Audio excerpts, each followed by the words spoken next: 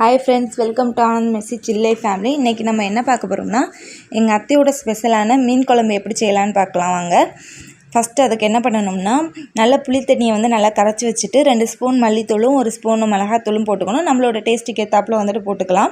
அதுக்கப்புறம் 1 இன்ச்சு மஞ்சத்தூள் போட்டுக்கோங்க. ஏன்னா அது கவுச்சி அடிக்காமல் இருக்கிறதுக்காக மஞ்சத்தூள் போட்டுக்கலாம்.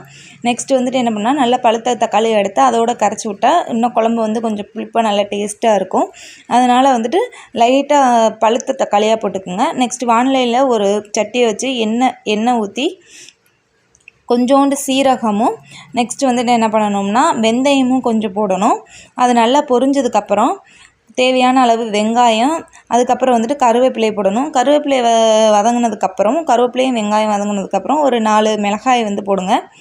மிளகாய் மீன் குழம்புக்கு ரொம்ப டேஸ்ட்டாக இருக்கும். உரப்பு உங்களுக்கு எவ்வளோ தேவைப்படுதோ அவ்வளோ போட்டுக்கோங்க. நெக்ஸ்ட்டு நல்லா பழுத்த தக்காளியை எடுத்து அதையும் போட்டு நல்லா கிண்டி விட்டுக்கிறங்க.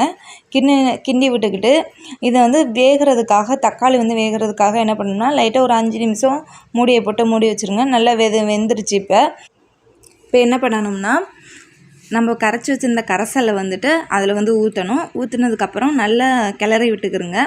மீதம் அந்த சட்டியில் கரைசல் ஒட்டியிருக்கோம். அதையும் தண்ணி ஊற்றி லைட்டாக அதில் ஊற்றிடலாம். ஏன்னா நம்ம எதையுமே வேஸ்ட் பண்ணக்கூடாதுல, அதனால் அதையும் ஊற்றிடணும். ஊற்றுனதுக்கப்புறம் என்ன பண்ணோம்னா, நல்லா கரைசல் கரைச்சி விட்டுக்குங்க. இப்போ எங்கள் அத்தை என்ன பண்ணுறாங்கன்னா, வால் துண்டையும் மீனோட மண்டை துண்டையும் போடுறாங்க. அது நல்லா மணக்கும் அப்படின்னு, கொதிக்கிறதுக்கு முன்னாடியே போட்டாங்க, நல்லா மணக்கும் அப்படின்னு. அப்புறம் நம்மளுக்கு தேவையான அளவு உப்பு போட்டுக்குங்க. உப்பு போட்டுட்டு நல்லா கொதிக்க விட்டுறணும்.